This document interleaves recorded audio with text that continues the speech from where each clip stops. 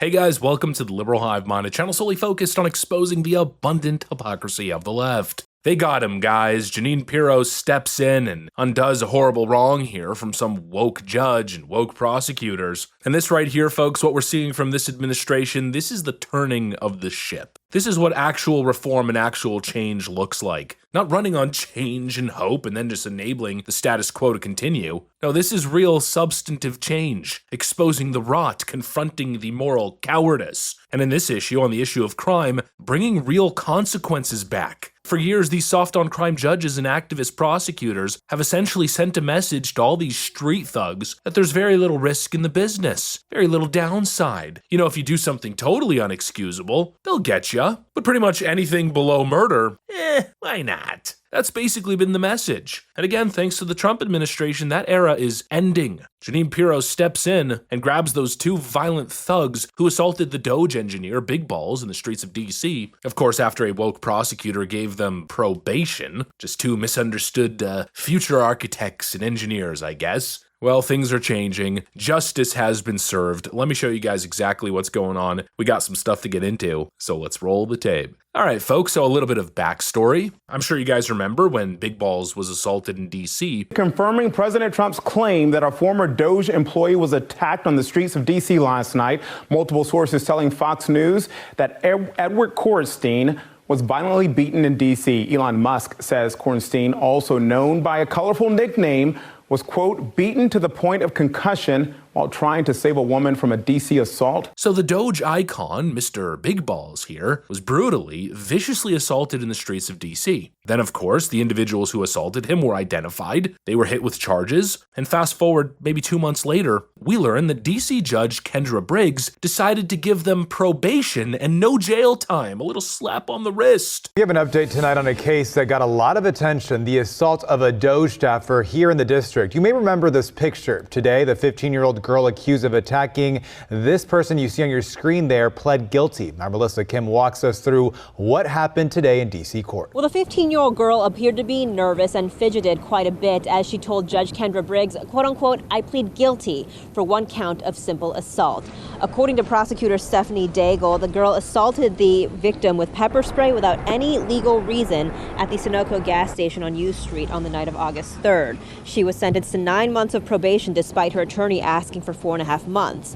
Meanwhile, the 15-year-old boy previously pled guilty to a felony assault charge and was sentenced to 12 months probation because, according to prosecutor Daigle, he attacked the victim to the point where he broke his ribs and had to get stitches on his face. The judge ordered both of them to stay away from each other and away from the district except to go to school and any job or family obligations. Both of them are from Maryland. Now, the judge did emphasize the purpose of juvenile court, which she says is to rehabilitate, not punish, which she hopes will happen with these probation periods. The two of them are scheduled to check in with their progress in 60 days. Probation for a heinous, violent attack, assault on an innocent person. Again, that's the message, right? That's the message to all these violent thugs on the streets. You could beat a man in broad daylight, and you'll be back home before sundown. You won't even miss dinner. It's moral bankruptcy. But now, of course, Trump's America, baby. The adults have entered the room, and when the blue city justice system refuses to do, well, justice, this administration moves in. Now comes Jeanine Pirro, announcing the feds have picked up those kids, and they are now facing federal charges. And I gotta tell you, for all the disgusting attacks on U.S. Attorney Jeanine Pirro, she's doing one heck of a job so far. Today,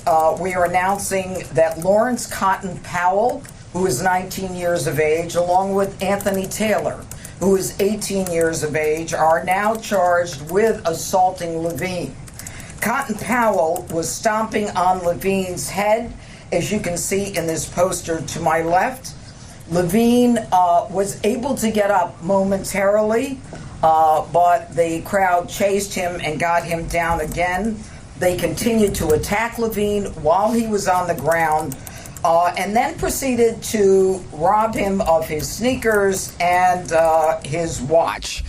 The group then, after the robbery and assault of Ethan Levine, they walked in the direction of where another crime occurred within minutes. Perfect. That, my friends, is exactly what people are looking for. You shouldn't just get a get-out-of-jail-free card because your zip code is woke or your skin color is dark. Laws must be enforced. And if these local Soros-funded clowns won't do it, federal law should. And that, I believe right now, that's the Trump blueprint, cleaning up the mess that the left is leaving behind on so many of these different issues, whether it's illegal migration, gangs, cartels, the whole freaking ecosystem of chaos that the Democrats have cultivated for years. This administration is coming in and cleaning up shop. And you know, the left is pretending as if that's so outrageous, real controversial stuff from all these professional pearl clutchers. But even on the issues that are supposedly the most controversial, like the mass deportation program, or I guess more recently, hitting cartel boats, these cartel vessels with massive airstrikes, well, when it comes down to public sentiment, the people are behind it. Take a look at this poll. Approval of the U.S. military conducting lethal strikes on Caribbean boats suspected of drug smuggling. 49% approve, 42% disapprove. So even the stuff that's supposedly so controversial, Donald Trump has declared himself king, McConstitution this, McConstitution that. The people are behind it. This is exactly what they voted for. This is the mandate. To put an end to the lawlessness, the crime that Democrats enable, justify, and in some cases directly fund or aid and abet. And let me tell you, that's really the proper thing to say. That's what these Democrats are doing. That is the new Democrat track record. Aid and abetting criminals, harboring criminals, enabling them. We didn't call Joe Biden the cartel's employee of the month 12 months a year for 4 years straight for no reason. Criminals love the Democrat Party, and actually speaking to that, Jeanine Pirro again put it in clear perspective.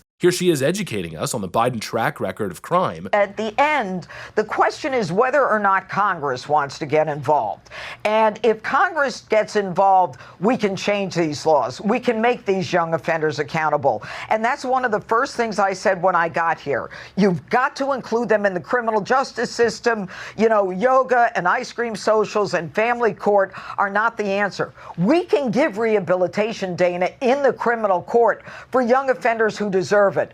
But there is no message of accountability here. And right now, in my office, when I got here, the prosecutor before me, the Biden prosecutor, did not paper something like 65% of the arrests. That means that when police made an arrest, the prosecutor wouldn't even prosecute. My papering rate is 92%. Those cops make an arrest, I've got their back. I'm going to file those charges. And whatever happens, so be it. But they know right now that we're going to fight the fight. I've got prosecutors now who understand what my mission is, who know that our job is to prosecute crime.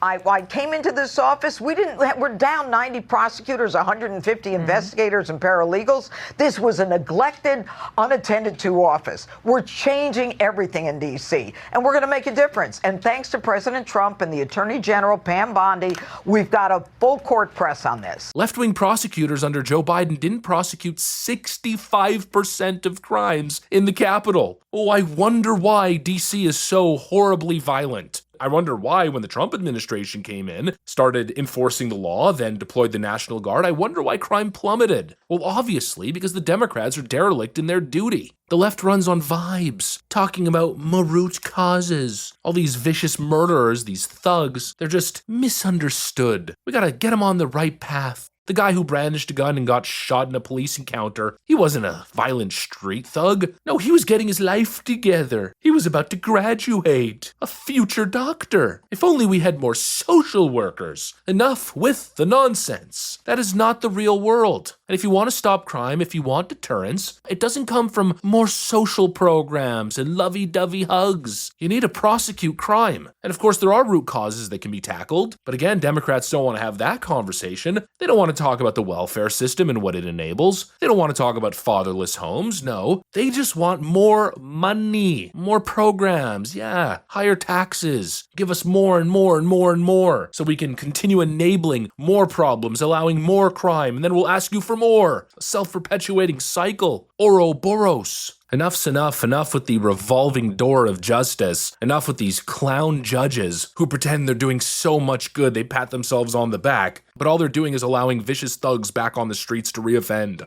The whole aura of this administration is exactly that. Enough is enough. And it's a reflection of the voters. It's the mandate. Democrats can cry all they want, they could whine all they want, but this, my friends, is the democracy that you're constantly going on about, that you so clearly misunderstand. Pick 'em up, lock 'em up, throw away the key. Justice has been served for the legendary Big Balls. Anyways, that's what I got for you guys. Thanks for watching, and I'll see you on the next one.